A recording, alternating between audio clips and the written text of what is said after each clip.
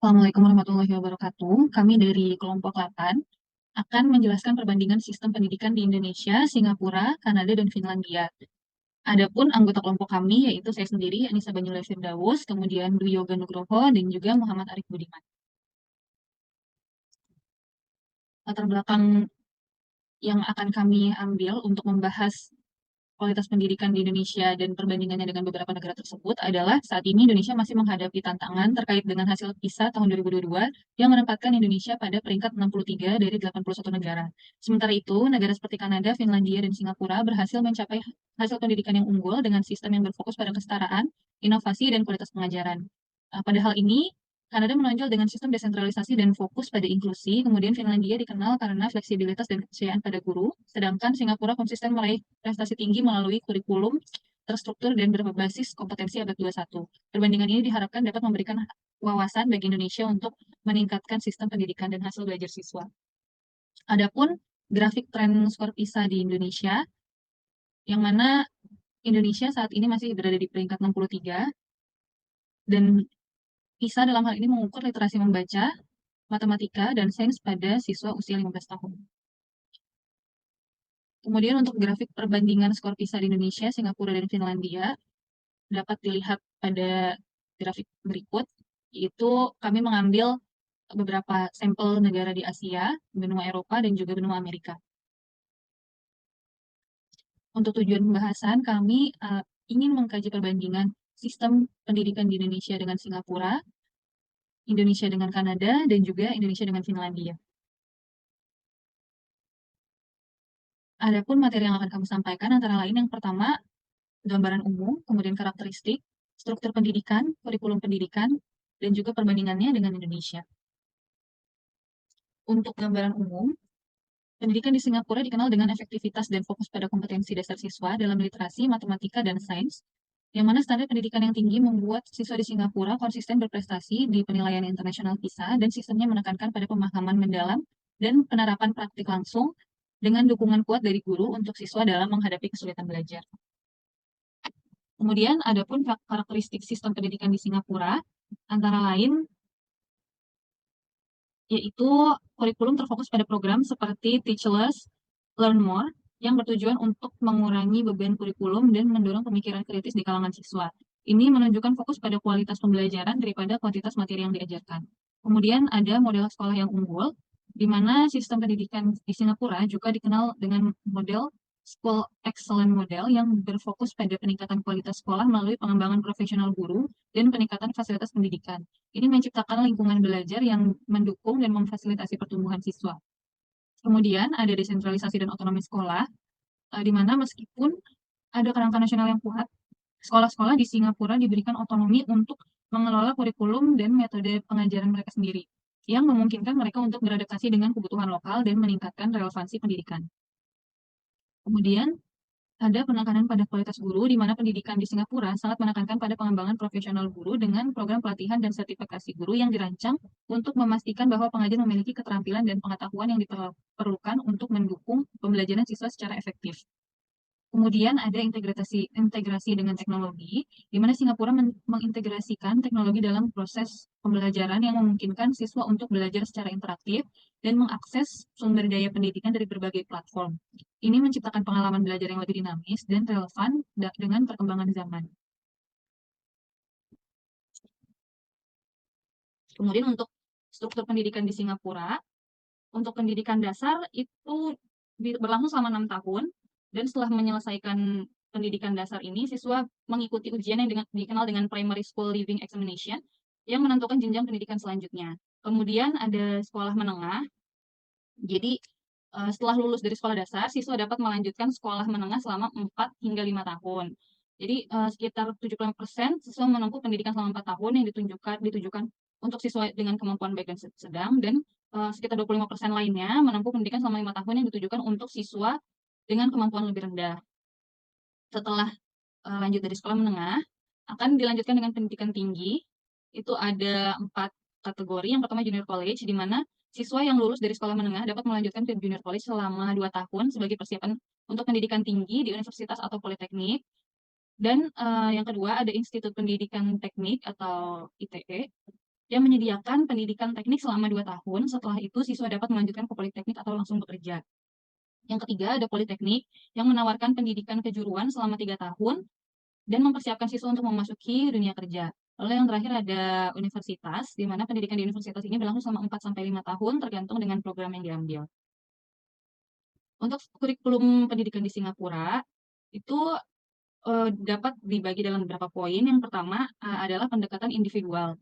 Jadi kurikulum di Singapura dirancang untuk memenuhi kebutuhan individual siswa yang mencakup pengembangan bakat dan minat yang unik dari setiap siswa, sehingga pendidikan tidak hanya berfokus pada penugasan materi, tapi juga pengembangan potensi masing-masing individu.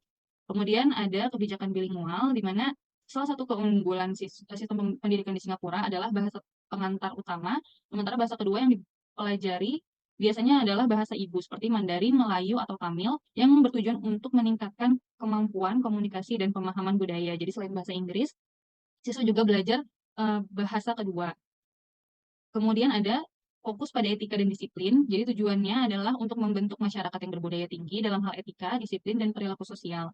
Pendidikan di Singapura tidak hanya menekankan pada aspek akademis, tapi juga pada pengembangan karakter dan nilai-nilai sosial yang baik.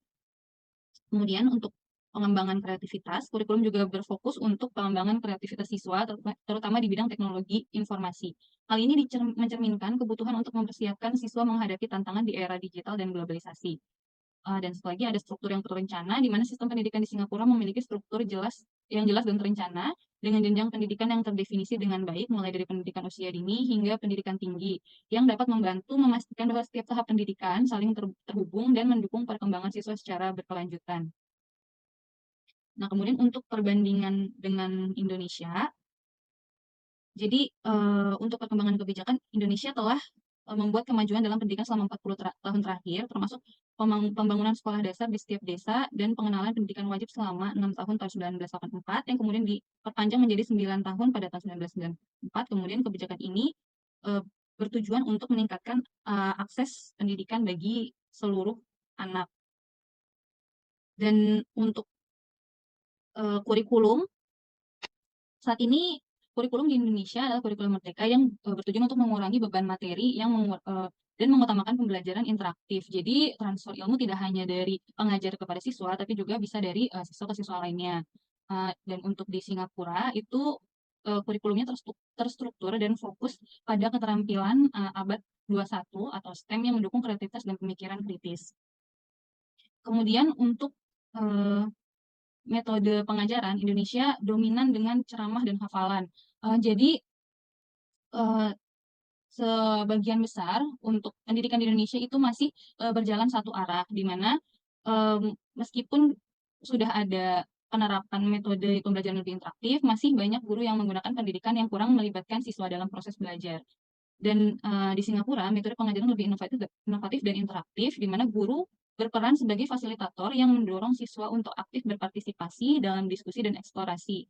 Kemudian pembelajaran berbasis masalah dan proyek menjadi bagian integral dari proses pendidikan yang membantu siswa untuk mengembangkan keterampilan praktis. Dan kemudian untuk evaluasi dan penilaian di Indonesia masih seringkali berfokus pada ujian nasional dan penilaian berbasis hafalan. Hal ini dapat menghambat kreativitas dan pemikiran kritis siswa karena mereka lebih terfokus pada lulus ujian daripada memahami materi secara mendalam.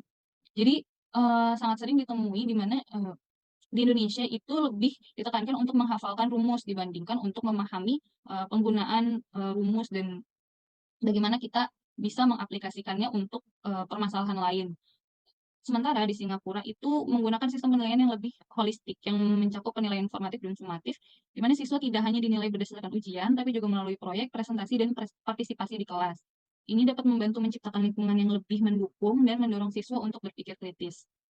Sementara untuk sumber daya dan infrastruktur, Indonesia meskipun sudah mengalokasikan 20% anggaran negara untuk pendidikan, tapi masih sering ditemui kesenjangan dalam kualitas sumber daya pendidikan di berbagai daerah, dan di beberapa daerah terpencil masih kekurangan fasilitas dan bahan ajar yang memadai. Sementara di Singapura secara konsisten menduduki peringkat teratas dalam penilaian internasional seperti PISA, yang menunjukkan tingkat pencapaian siswa yang tinggi dalam membaca matematika, dan sains. Sistem pendidikan di Singapura diakui karena efektivitasnya dalam mempersiapkan siswa untuk pendidikan tinggi dan dunia kerja. Lalu dari hasil pendidikan, seperti yang dilihat dalam laporan PISA menunjukkan bahwa Indonesia masih menghadapi tantangan dalam membaca, matematika, dan sains. Meskipun ada upaya untuk meningkatkan kualitas pendidikan, tapi saat ini Indonesia masih berada di peringkat bawah dalam penilaian internasional. Sementara untuk Singapura, meskipun masih dalam wilayah ASEAN dan merupakan negara tetangga kita, Singapura dapat menunjukkan tingkat pencapaian siswa yang tinggi dalam membaca, matematika, dan sains. Sistem pendidikan di Singapura juga diakui karena efektivitas dalam mempersiapkan pendidikan di jenjang selanjutnya dan juga di dunia kerja. Baik, sekian untuk presentasi bagian Singapura, kemudian akan dilanjutkan oleh Mas Yoga untuk sistem pendidikan, perbandingan pendidikan di Indonesia dan Kanada. Baik, terima kasih Mbak Nasa. Suara saya terdengar? Baik. Ya, Mas, silakan dilanjut. Ya. Baik. Assalamualaikum warahmatullahi wabarakatuh. Mohon izin, Prof. Fori, melanjutkan presentasi perbandingan pendidikan. Hari ini materi pembahasannya yaitu perbandingan dan sistem pendidikan di Indonesia dan Kanada. Baik, langsung saja kita lanjutkan. Secara umum, pendidikan di Kanada itu tidak memiliki Kementerian Pendidikan seperti di Indonesia ini. Jadi di setiap provinsi yang ada di Kanada itu dibebaskan atau diberikan otonomi untuk mengatur sistem pendidikannya masing-masing. Sehingga masing-masing provinsi membuat sistem pendidikan yang sesuai dengan masyarakatnya atau standar pendidikan yang ada di daerahnya. Jadi berbeda-beda. Kemudian untuk pendidikan dasar dan menengah ini semuanya gratis ya. Dan setiap warga negara itu bisa masuk atau mendapatkan pendidikan tanpa adanya diskriminasi atau perbedaan latar belakang dan status sosial atau ekonomi. Nah ini juga kadang yang mungkin sebagai negara Indonesia gitu ya, kita agak iri gitu ya kalau di negara-negara maju itu pendidikan itu bisa gratis. Karena di Indonesia ada SMA negeri, kalau negeri udah gratis ya, tapi kalau yang swasta itu berbayar dengan berbeda-beda biayanya. Kemudian terkait kurikulum ini juga diberikan pelajaran seperti sains, kemudian ada bahasa juga, perkembangan keterampilan, kreativitas, juga ada pemikiran kritis.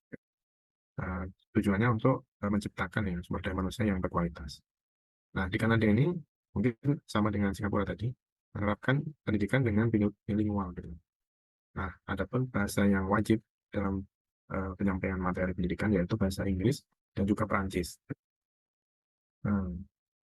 Kemudian terkait kesetaraan, inovasi dan keberagaman ini di Kanada juga membuat sistem pendidikan yang menciptakan masyarakat yang inklusif ya, dan berpengetahuan luas. Inklusif ini yaitu semua masyarakat itu bisa mendapatkan pendidikan dengan kualitas yang sama, walaupun dia mungkin mengalami keterbatasan atau baik itu beda budaya dan lain sebagainya. Baik, selanjutnya terkait karakteristik pendidikan di Kanada ini, yang pertama, secara umum tadi sudah saya sampaikan, yaitu adanya otonomi daerah atau desentralisasi. Jadi tidak terpusat seperti di Indonesia, ketika pemerintah kita merencanakan kurikulum merdeka, harus sama semua dari Sabang sampai Merauke. Tidak seperti itu, tapi masing-masing daerah di Kanada itu diberikan otonomi membuat kurikulum masing-masing, sehingga berbeda-beda. Kemudian adanya kesetaraan dan inklusi. Kemudian yang ketiga, bilingual dan multikultural. Nah, kemudian adanya kurikulum yang untuk berpikir kritis dan juga kurikulum berbasis keterampilan. Nah, terkait kualitas guru ini juga merupakan karakter yang utama gitu. Jadi guru diberikan kebebasan untuk mengajar siswa dengan metode yang sesuai gitu. Nah, yang terakhir yaitu adanya pendanaan. Ini di sini pemerintah Kanada itu memberikan beasiswa atau pembiayaan beasiswa di perguruan tinggi atau juga tadi yang gratis untuk pendidikan umum, pendidikan dasar sampai menengah. Selanjutnya terkait apa itu desentralisasi ya. Nah, tadi sudah sedikit saya jelaskan, di semua provinsi di Kanada itu memiliki tanggung jawab sendiri masing-masing ya untuk pendidikan yang sesuai di daerahnya tanpa pemerintah pusat tuh campur tangan gitu ya. Nah, hal ini yang kadang cukup unik gitu ya. Kadang eh, seperti di Indonesia sendiri antara DKI dan Jawa Barat sendiri dengan geografis yang berbeda itu tantangan pendidikan itu berbeda-beda. Nah, mereka di Kanada mungkin secara kualitas atau fasilitas pendidikan itu sudah baik gitu ya, sudah hampir merata. Tetapi masih bisa memiliki eh, apa namanya kebebasan atau otonomi dalam eh, membuat kurikulum pendidikan. Di mana hal itu juga dengan adanya kebebasan tersebut, prioritas pendidikan itu eh, bisa disesuaikan di masing-masing daerah. Gitu. Nah, juga walaupun otonomi, tapi semua daerah atau semua provinsi itu berkomitmen dalam mempertahankan atau memberikan standar akademik yang tinggi di daerah itu. Jadi bukan otonomi kemudian kualitasnya tidak baik, tapi tidak, mereka berkomitmen dan mempertahankan pendidikan. Selanjutnya terkait eh, kesetaraan dan inklusi. Nah, ini sistem pendidikan di Kanada ini memastikan kesetaraan akses terhadap pendidikan bagi semua siswa tanpa memandang latar belakang sosial ekonomi, etnis, atau kebutuhan khusus mereka.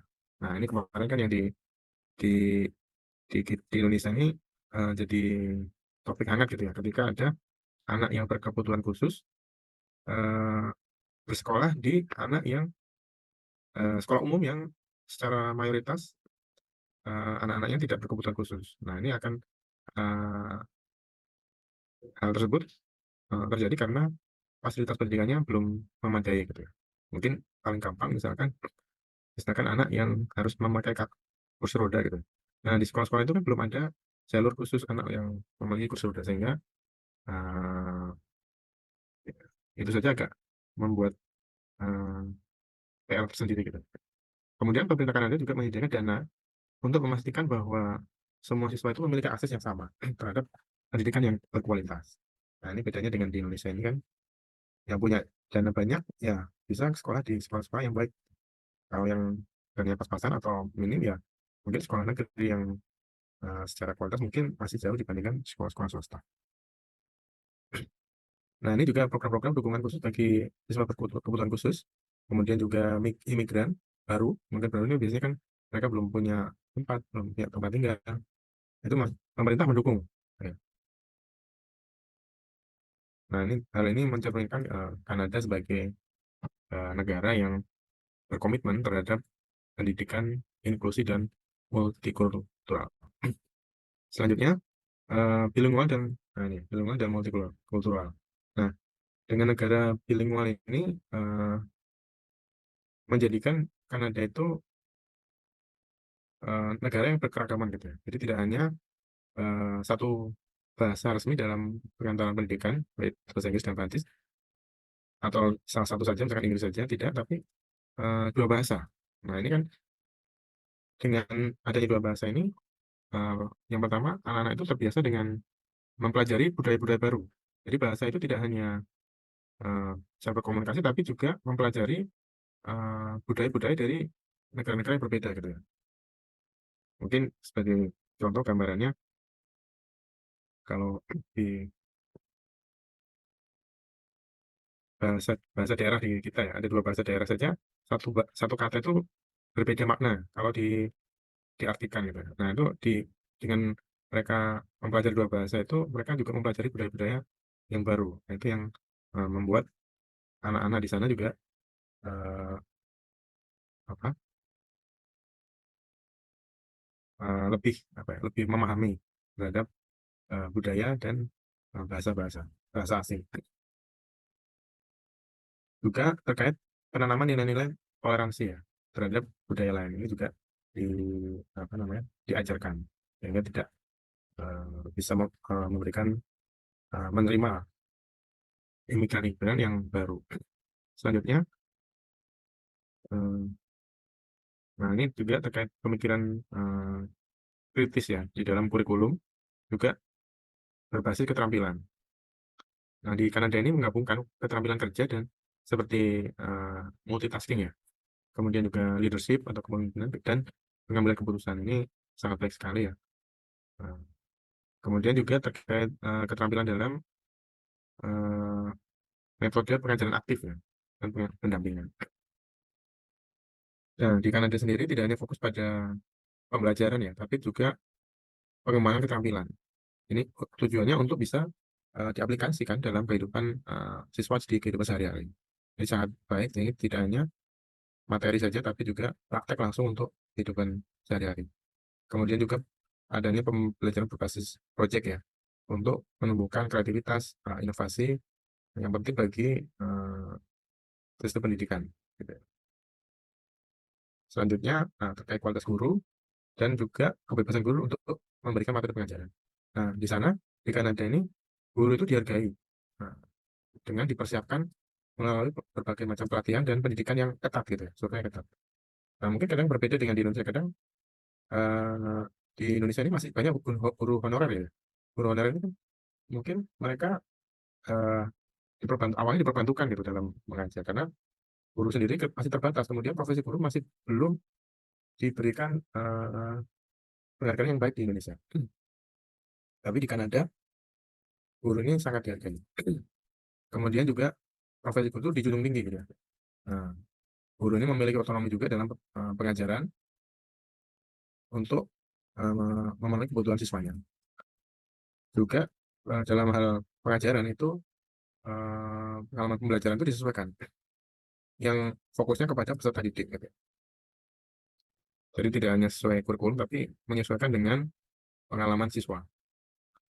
Berikutnya terkait pendanaan. Yang tadi saya sudah singgung bahwa di sana itu pendidikan dasar dan menengah itu semuanya disubsidi dari pemerintah secara penuh.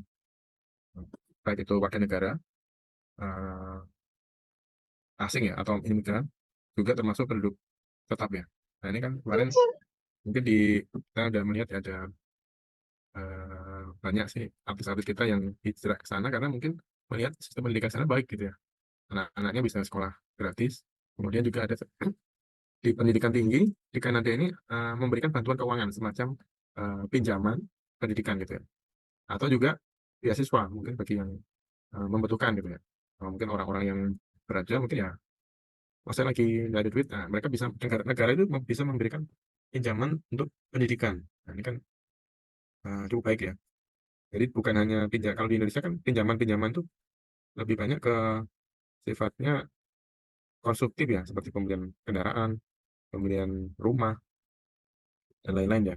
Kalau di negara-negara maju, seperti Kanada ini, pinjamannya untuk pendidikan, karena investasi pendidikan ini investasi yang sangat bagus gitu ya, untuk masa depan suatu bangsa. Nah, selanjutnya terkait apa saja faktor yang mendukung keberhasilan sistem pendidikan di Kanada ini. Yang pertama, ya, yang paling itu kualitas guru ya, kualitas guru yang tinggi, kemudian kurikulum yang fleksibel, di berbeda-beda di masing-masing daerah. Kemudian juga adanya pendekatan pembelajaran yang santai dan fokus pada kesejahteraan. Kemudian sistem pendidikan inklusif, kesetaraan akses, kemudian budaya membaca dan belajar yang kuat. Ya mungkin Indonesia masih jauh ya kalau budaya membacanya. Kalau kita lihat di negara-negara maju mungkin di apa namanya di kereta di kendaraan umum tuh mereka membaca buku gitu ya. Kalau kita yang dibaca itu Instagram gitu. Jadi scroll scroll HP, scroll scroll kan berbeda. Nah, mungkin kita perlu meniru ya. Kemudian juga eh, fokus pada pendidikan awal, yaitu di pendidikan dasar dan sekolah. Kemudian sistem evaluasi yang berbasis kepercayaan serta lingkungan belajar yang kondusif. Selanjutnya, selanjutnya ini selanjutnya Pak. Oh tadi perbandingannya belum kaget. Yang perbandingan itu nggak masuk ya. Oh iya. Nah ini. Jadi kalau bisa dibandingkan antara pendidikan di Indonesia dan di Kanada, nah secara struktur atau sistem pendidikan di Indonesia ini terpusat ya, dengan adanya Kementerian Pendidikan dan Kebudayaan. satu kurikulum untuk seluruh masyarakat dari Sabang sampai Merauke, dari laut sampai Pulau Rote. Sedangkan di Kanada itu desentralisasi atau masing-masing provinsi punya otonomi. Kemudian tingkat pendidikannya mungkin hampir sama ya. Ada di Indonesia ada PAUD, ada SD, SMP, SMA. Nah, di Kanada juga sama dari SD, SMP, dan SMA. Kemudian untuk bahasa utama di Indonesia ini bahasa Indonesia ya, tidak ada bahasa lain. Untuk bahasa daerah itu hanya atau bahasa asing itu menjadi muatan lokal ya, tidak semua eh, bukan bahasa utama. Sedangkan di Kanada itu bilingual bahasa Inggris dan Prancis. Kemudian wajib belajar di Indonesia ini 12 tahun sampai SD. Tetapi di Kanada ini wajib belajarnya sampai SMA. Kemudian biaya pendidikan, kalau di Indonesia juga sudah gratis ya untuk biaya pendidikan dasar, SD, SMP, SMA, hampir sama juga. Nah, kalau di Kanada ini ada tambahan termasuk makan siang dan transportasi. Itu juga diberikan oleh pemerintah, termasuk buku. Nah, di Indonesia ini yang SPP-nya gratis, tapi biaya bukunya bayar biasanya. Biasanya ada biaya tambahan. Kemudian macam-macam lah. Makan siang, infonya sekarang ada dari pemerintah mencanangkan makan siang gratis ya, walaupun banyak yang protes ya. Ya ini di Kanada ini sudah ada. Jadi kalau kita ingin negara kita maju mungkin ya minimal kita ngari dulu ya. Kemudian juga terkait kurikulum, ini tadi yang disampaikan bahwa kurikulumnya kalau di Indonesia standar semua. Nah, setiap ganti pemerintah ganti kurikulum di Indonesia ini hal yang nggak tahu nih. Ya begitulah. Kalau di Kanada itu fleksibel sesuai dengan kebutuhan daerahnya. Nah, kalau fokusnya di kurikulum di Indonesia itu lebih orientasi pada akademis. Kemudian juga ada ujian nasional. Tapi tidak apa tuh kurang fokus untuk keterampilan hidup gitu ya. Kalau di sana menekankan keterampilan hidup, kreativitas dan berpikir kritis. Termasuk walaupun akademik tetap diajarkan. Kemudian terkait ujian nasional, ini di Indonesia berbasis ujian standar. Kalau di Kanada itu tidak banyak ujian, tetapi evaluasi dilakukan oleh guru dengan fokus pada pengembangan siswa. Kemudian di sana di Indonesia waktu istirahat terbatas, kurikulumnya padat, sedangkan di sana itu menekankan keseimbangan belajar dan istirahat gitu ya. Ada istirahat, ada sesi belajar gitu, sehingga anak-anak itu tidak capek gitu ya dengan PR-PR dengan macam-macam gitu. Jadi anak-anak itu enjoy gitu belajar. Kemudian peran guru juga kalau di Indonesia ini harus mengikuti kurikulum ya. Semuanya harus mengikuti kurikulum. 5 tahun belum paham mempelajari kurikulum baru, 5 tahun berikutnya ganti kurikulum. Nah, mungkin seperti itu. Kalau di sana otonomi daerah ya, masing-masing punya standar sendiri-sendiri. Kemudian adanya pendidikan inklusif. Nah, ini masih di Indonesia masih dikembangkan, tapi di sana sudah dilaksanakan. Kalau di Indonesia budaya belajar itu fokus pada kompetisi dan peringkat ya. Nah, kalau di Kanada itu fokus pada pembelajaran kolaboratif dan menghargai perbedaan secara kesetaraan. Kalau teknologi di Indonesia masih bertahap untuk diterapkan, sedangkan di sana sudah diintegrasikan ya. Wah, ini sudah bagus sekali ya, dengan sistem pendidikan, termasuk di daerah-daerah terpencil. Nah, ini yang kita iri ya. Nah, mungkin itu dari saya. Selanjutnya dilanjutkan terkait pendidikan di Finlandia oleh Mas Arif. Silakan Mas Arif. Iya, terima kasih Mas Yoga. Mudah-mudahan semakin menarik ya teman-teman. Baik, kita langsung lanjut ke Finlandia. Finlandia ini menarik karena saya baca di media itu tahun waktu Anies Baswedan waktu itu ya. Jadi Menteri Pendidikan sempat dilakukan kunjungan ke sana dan kemudian apa ya, menyarankan agar Finlandia ini menjadi rujukan bagaimana dalam mengembangkan kurikulum di Indonesia gitu kan. Nah, ini kita lihat ke dalam, mungkin pembahasannya sama. Kita mulai dari gambaran umum dulu. Jadi sistem pendidikan di Finlandia itu prinsipnya kesetaraan ya, egaliter, kemudian flexibility, dan juga kepercayaan, trust terhadap pengajar, pendidik, dengan fokus pengembangan ke siswa itu secara holistik, menyeluruh. Kemudian kurikulumnya itu dirancang, ini tadi karena flexibility ya, kurikulumnya jadi dirancang fleksibel, tapi terintegrasi. Kemudian menekankan pemahaman konsep dan kreativitas daripada hafalan. Jadi kalau kita bandingkan dengan Singapura yang banyak menghafal, di sini malah lebih ke gaya kritis ya, pemahaman konsep, kemudian kreativitas, serta memberikan ruang bagi siswa untuk mengeksplorasi minat mereka. Nah, ini dari pendidikan dasar pun minat itu udah dilihat seperti apa, sudah diarahkan untuk menuju minatnya masing-masing. Kemudian evaluasi formatif menggantikan ujian nasional standar. Jadi ujiannya itu bukan pakai ujian nasional kayak negara-negara berkembang yang ada saat ini, Indonesia, Cina gitu ya. Tapi Cina negara maju ya, sorry. Dan kemudian mengurangi tekanan pada siswa dan mendorong pembelajaran yang lebih mendalam serta pengembangan keterampilan berpikir kritis. Ini udah tadi ya. Kemudian yang berikutnya sama mungkin kayak negara-negara yang tadi kita lihat, di sini punya perhatian khusus terhadap guru, di mana kalau di Finlandia itu guru minimal dia S2 gitu ya. Ini adalah profesi yang cukup bergengsi mungkin, karena memang eh, kalau ada yang bilang gitu, kalau saya dengar di pembahasan-pembahasan itu levelnya kayak dokter gitu di Indonesia gitu. Jadi gengsinya sama. Dan diberikan otonomi dalam mengembangkan metode pengajaran, berperan sebagai fasilitator pembelajaran daripada hanya penyampai informasi. Kemudian yang berikutnya adalah di Finlandia juga ada pendidikan karakter dan pemberdayaan siswa menjadi bagian integral, membentuk individu yang bertanggung jawab dan mandiri. Jadinya produk pendidikannya itu nanti adalah siswa-siswa yang punya daya tahan tinggi dan mandiri dalam bisa menjalani hidup dengan mandiri seperti itulah. Kemudian keberhasilan sistem ini telah menjadikan Finlandia sebagai model inspirasi global untuk reformasi pendidikan yang berfokus pada kemandirian dan semangat belajar siswa. Ini tadi yang di Indonesia mungkin kurikulum merdeka itu banyak juga dipengaruhi oleh bagaimana sistem pendidikan di Finlandia ini. Next. Karakteristik utama sistem pendidikan di Finlandia. Ini tadi sudah kita singgung sedikit, ada kesetaraan dan inklusivitas, ada trust pada guru, ada kepercayaan pada guru ya, kemudian fokus pada pembelajaran, kemudian kurikulumnya itu fleksibel dan holistik, dan yang berikutnya adalah fokus pada pengembangan karakter. Next. Nah, kesetaraan dan inklusivitas. Salah satu prinsip fundamentalnya itu tadi adalah kesetaraan dan keadilan. Jadi di Finlandia tidak ada kompetensi atau persaingan yang berlebihan antar siswa maupun antar sekolah. Ya, jadi pendidikan sebaliknya malah diarahkan untuk kolaborasi dan kerjasama. Semua warga negara mendapatkan akses pendidikan yang sama dan gratis. Jadi kalau Kanada gratis, di sini juga gratis. Dari tingkat dasar bahkan hingga perguruan tinggi.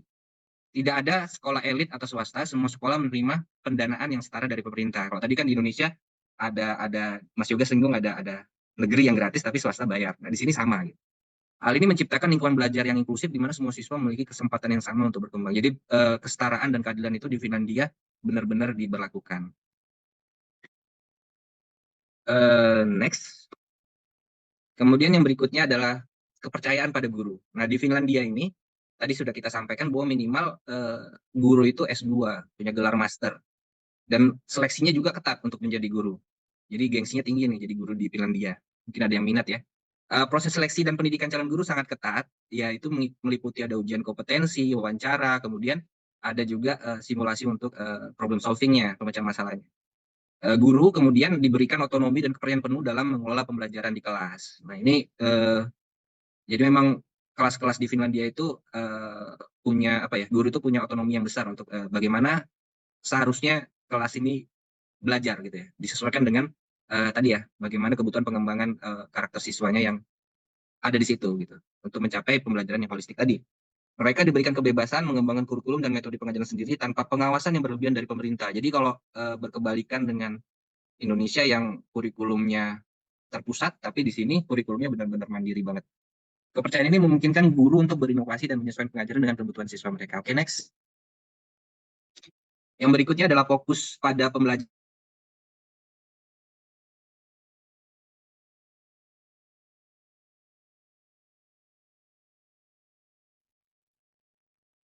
Mas Arif, gitu ya? Yang Mas Arif? iya. Iya. Kenapa, Mbak? Nge-lag Mas tadi Mas. Aduh, gimana ya? Ini udah Udah aman-aman. aman ya? Oke. Baik, kita lanjutkan. Tadi fokus pada pembelajaran bukan pengujian ya. Jadi memang di Finlandia ini nggak ada ujian nasional gitu ya. Karena ya tadi prinsipnya egaliter ya, prinsipnya kesetaraan, keadilan. Jadi justru ketika ada ujian nasional nanti karakter yang muncul adalah individualis gitu kan.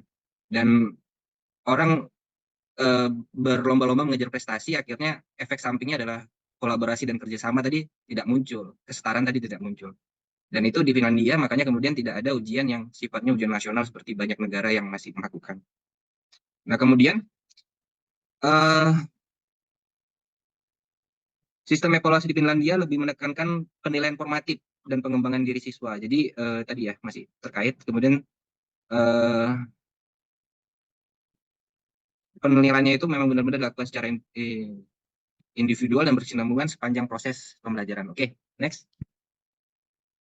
Kemudian yang berikutnya adalah kurikulumnya yang fleksibel dan holistik. Jadi kurikulum nasional Finlandia memberikan panduan umum, tetapi sekolah dan guru memiliki fleksibilitas untuk menyesuaikan konten dan metode pengajaran. Ini kalau kita lihat kurikulum Merdeka mungkin mulai agak mirip-mirip ke sini ya. Tidak ada sistem tinggal kelas atau perankingan siswa. Nah ini yang kita belum tahu penerapannya di Indonesia seperti apa. Tapi di Finlandia ya udah gitu, naik kelas aja gitu, sesuai umurnya.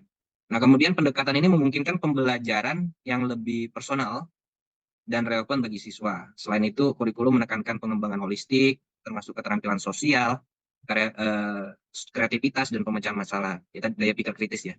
Tidak hanya pengetahuan yang sifatnya akademis, matematika, bahasa gitu.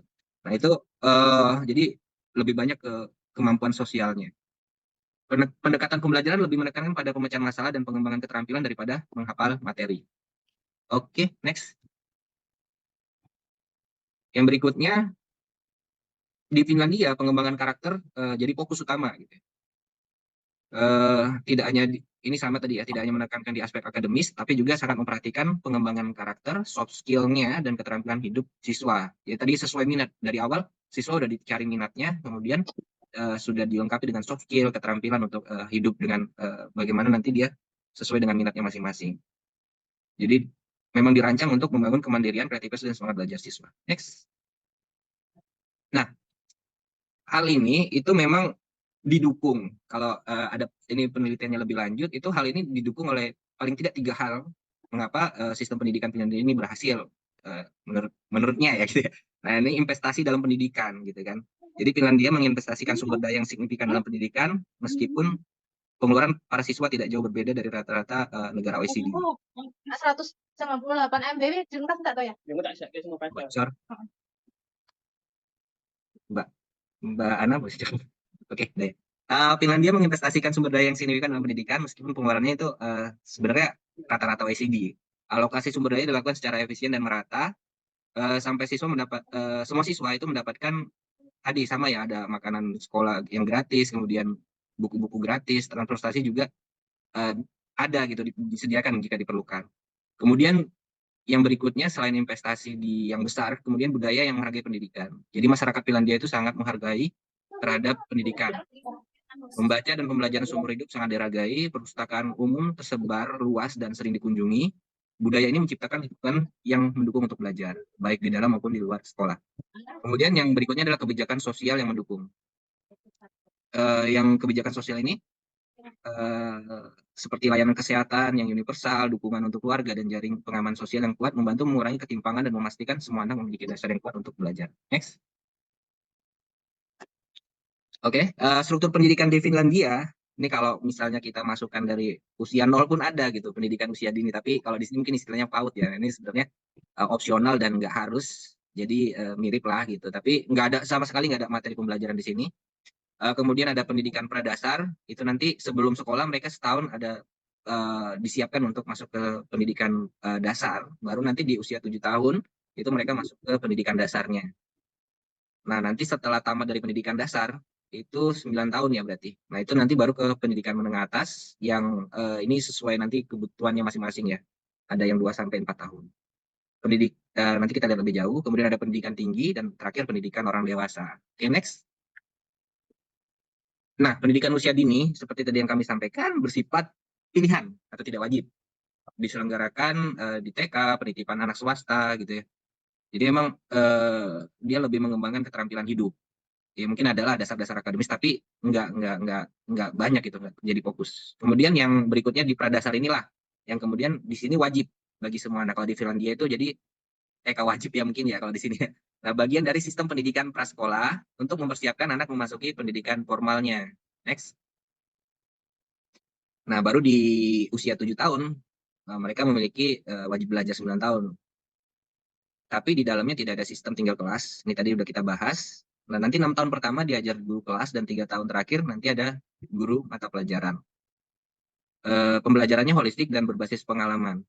Jadi Mungkin kalau di sini mungkin udah ada yang mulai sekolah-sekolah yang mengembangkan ini ya, mulai meniru ini. Jadi dia belajarnya tematik gitu mungkin ya, bayangan saya tematik, dan di dalamnya tuh ada ilmu-ilmu yang ya mungkin ada pengetahuan umum, ada matematika, ada budaya di dalamnya. Jadi bukan belajar matematika sendiri, bukan belajar sains sendiri, tapi dia gabung gitu. Nah, kemudian lingkungan belajarnya kondusif dengan fasilitas lengkap. Nah, ini mungkin yang jadi perhatian, fasilitas lengkap ini ya, yang mungkin agak berat di Indonesia. Kemudian kurikulumnya fleksibel dan ada partisipasi orang tua gitu. Ini mungkin terkait dengan minat nanti siswanya ya. Kemudian yang berikutnya adalah fokus problem solving dan kerjasama. Dan ternyata di sana belajarnya cuma 30 jam per minggu. Berarti kalau misalnya 5 hari belajar, berarti cuma ada 6 jam belajar di Finlandia itu. Next. Nah, struktur pendidikan di Finlandia berikutnya adalah pendidikan menengah atas setelah tadi dasar. Nah, di sini sama. Hampir semua negara kita lihat tadi yang kita bandingkan, Indonesia juga sama ya. Ada 2 jalur, umum dan nanti ada vokasi. Vokasi ini ya kalau di kita ya SMK lah gitu ya. Nah, itu fleksibel. Nah, nanti kalau pendidikan umum itu nanti ada ujian matriks dan pendidikan vokasi nanti ada kualifikasi kejuruan. Nah, kemudian yang berikutnya pendidikan tinggi, ini juga di mirip-mirip lah gitu ya. Jadi ada yang universitas, dia fokus penelitian, sampai nanti ada gelar doktor di sana. Ada juga yang ilmu terapan atau politeknik, Singapura tadi juga ada kan, yaitu pendidikan yang sifatnya langsung terapan profesional. Kalau dilihat pendidikan tingginya itu ada mengadopsi sistem kredit European Credit Transfer and Accumulation System atau ICTS. Pendidikan orang dewasa ini sama ya, jadi dia sangat mendukung ya. Kalau di sini sama lah, ada pendidikan bersertifikat dan non formal. Fokus pembelajarannya sepanjang hayat dan pengembangan SDM yang berkelanjutan. Mungkin kalau ada ilmu-ilmu baru yang sekiranya perlu akan ada disiapkan pendidikan. Mungkin next.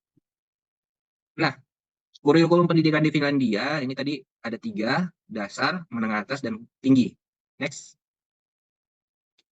Ini kalau kita lihat di pendidikan dasar, dia mengacu ke kurikulum inti nasional. Penekanannya pada kurikulum lokal, proses evaluasi berkelanjutan, dan standar konten dan panduan bagi institusi pendidikan. Jadi kurikulum inti ini yang tadi dia hanya mengatur aturan-aturan umumnya aja, tapi sekolah tetap diberikan fleksibilitas. Nah, ini yang kemudian ada pendekatan holistik, mata pelajarannya terintegrasi, keterkaitan antar konsep, aplikasi dalam kehidupan sehari-hari. Jadi mata pelajarannya itu enggak di kita belajar matematika aja, tapi saling terhubung gitu ya. Nggak hanya belajar ilmu alam aja, tapi saling terhubung dengan materi-materi yang lain. Fokus ganda. Mata pelajarannya akademis, pengembangan keterampilan hidup dan karakter. Kemudian, ini kalau kita lihat lebih lanjut, komponen kurikulumnya nanti ada sepertinya ya.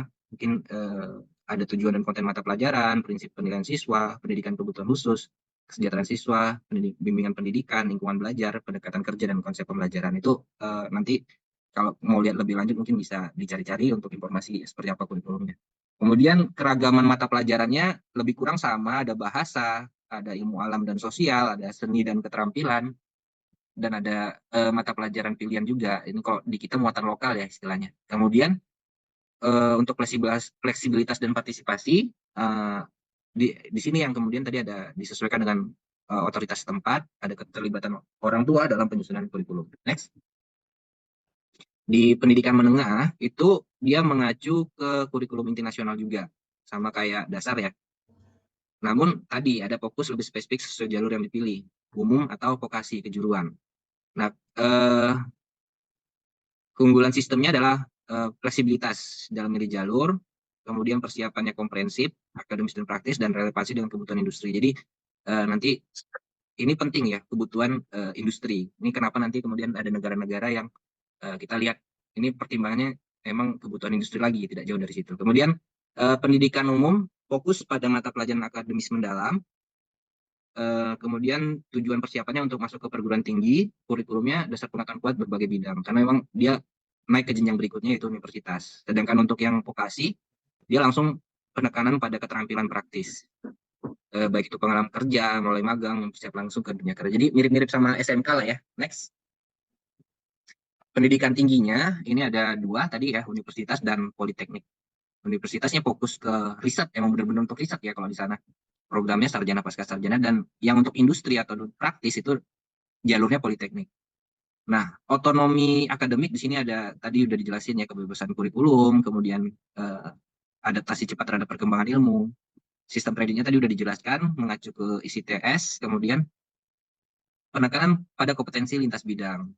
Nah, berpikir dan belajar untuk belajar, learning learning for learner ya itu istilahnya. Kemudian literasi budaya, komunikasi dan ekspresi, mengolah kehidupan sehari-hari, multiliterasi, keterampilan TIK, keterampilan kewirausahaan dan partisipasi dan membangun masa depan berkelanjutan. Itu beberapa penekanan pada kompetensi lintas bidang. Untuk pendekatan pembelajarannya berbasis fenomena dan proyek, kolaborasi antar guru dan siswa, dan lingkungan belajar yang interdisipliner. Ya, next. Nah, ini perbandingannya. Perbandingannya di filosofi dan prinsip dasar, Indonesia itu cenderung kompetitif. Masih ada kesenjangan akses pendidikan berkualitas. Sementara kalau di Finlandia tadi sudah kita lihat, kesetaraan, kerjasama, dan tanggung jawab.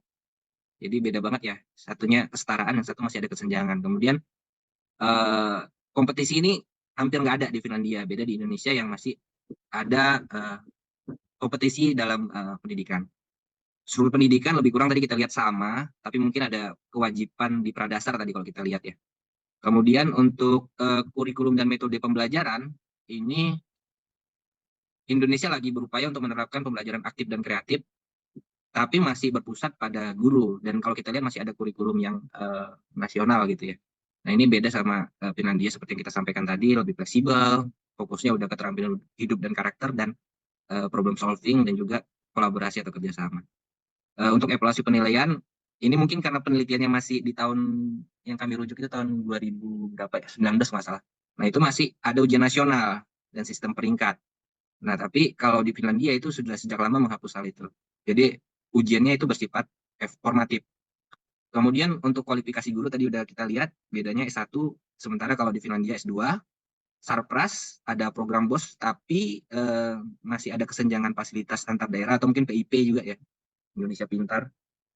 Kemudian kalau di Finlandia udah banyak gratis semua gitu ya, dananya turah-turah udah banyak banget. Kemudian untuk pendekatan inklusif, kita masih proses pengembangan. Sebagian besar siswa berkebutuhan khusus masih sekolahnya di SLB. Kalau di Finlandia itu sebenarnya udah ada, dulu kita udah sempat terapkan untuk anak-anak berkebutuhan khusus itu yang memang masih memungkinkan bisa digabung di sekolah umum, tapi nggak tahu perkembangannya seperti apa. Nah, kalau di Finlandia itu udah seperti itu katanya gitu, berdasarkan informasi yang kami baca di sini. Baik, mungkin itu. Nah, ini kesimpulan mungkin Mbak Asa lagi yang lanjutin ya. Silakan Mbak Asa. Jadi ini kita rangkum aja sih untuk beberapa aspek. Jadi untuk Indonesia, Singapura, Kanada, dan Finlandia. Jadi untuk struktur sistem di Indonesia itu terpusat dan diatur oleh Kemendikbudristek.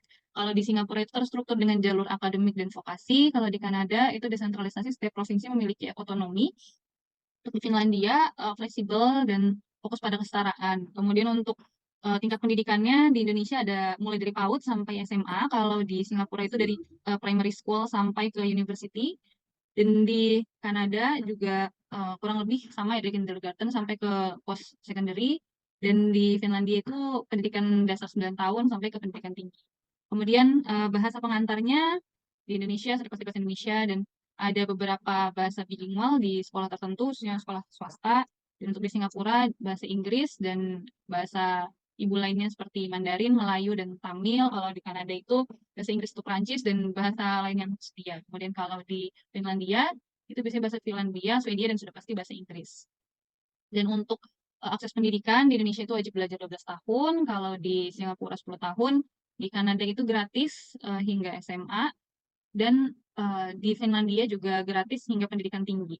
Untuk kurikulum, di Indonesia terpusat dengan fokus pada nilai akademis, kalau di Singapura itu fokus pada STEM, bilingual, dan pengembangan keterampilan, sementara di Kanada itu menekankan terhadap keterampilan hidup, berpikir kritis, dan kreatif.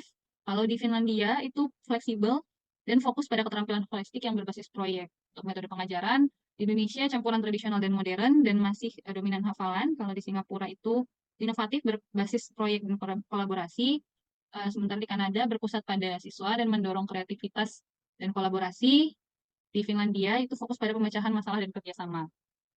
Untuk evaluasi, kalau di Indonesia itu ada ujian nasional, asesmen nasional. Kemudian di Singapura itu penilaian berbasis proyek. Di Kanada itu lebih sedikit untuk ujian standarnya, tapi tetap berbasis pada kompetensi. Di Finlandia itu evaluasi normatif tanpa ada ujian formatif tanpa ujian nasional. Kemudian untuk kualifikasi guru minimal S1 di Indonesia beserta pelatihan. Kemudian di Singapura pelatihan berkelanjutan dengan seleksi ketat. Di Kanada pelatihan profesional yang tinggi, penghormatan yang tinggi pada profesi guru, dan di Finlandia itu minimal S2 dengan otonomi penuh dalam metode pengajaran. Sementara untuk teknologi pendidikan itu bertahap dan diterapkan terbatas di daerah terpencil, kemudian diintegrasikan penuh dengan pembelajaran. Untuk di Singapura dan di Kanada itu sangat luas digunakan termasuk akses internet.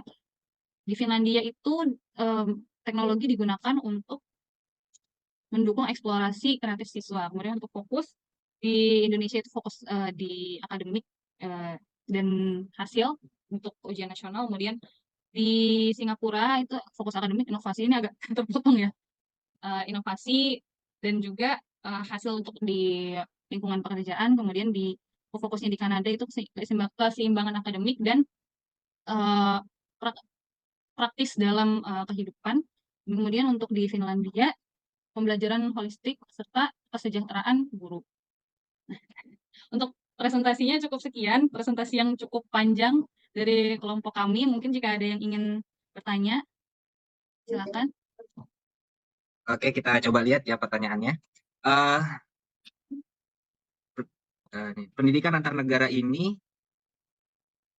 bagaimana Indonesia dapat menggabungkan pendekatan Singapura yang terstruktur dan fokus pada teknologi dengan pendekatan Kanada yang inklusif dan berbasis kreativitas untuk menciptakan sistem pendidikan yang relevan. Relevan di sini bisa merata antara pusat dan daerah. Daerah pedalaman mendapatkan fasilitas yang sama dan Indonesia mampu bersaing di kancah global. Ini kita berandai-andai mungkin ya. Agak sulit nih jawabnya soalnya gitu kan. Tapi kalau tadi kita mau fokus terstruktur dan fokus pada teknologi dengan mengabaikan dulu negara kita yang memang agak sulit ya ngomong soal ini gitu, karena memang kita bahkan punya daerah yang terpelosok gitu ya, yang artinya memang teknologi di sana juga agak sulit.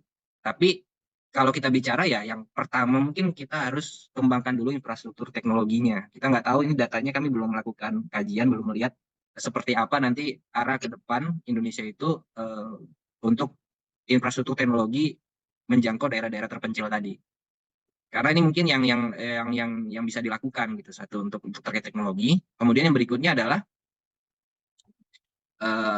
guru itu harus disiapkan untuk melek teknologi, artinya bisa memanfaatkan semua teknologi yang terkait dengan pembelajaran sehingga bisa digunakan untuk pembelajaran online, kemudian bisa juga di kelas gitu ya, menggunakan alat-alat teknologi tinggi seperti itu. Dan ya ini kita coba berandai-andai dan mengabaikan terkait anggaran pendidikan kita dulu gitu.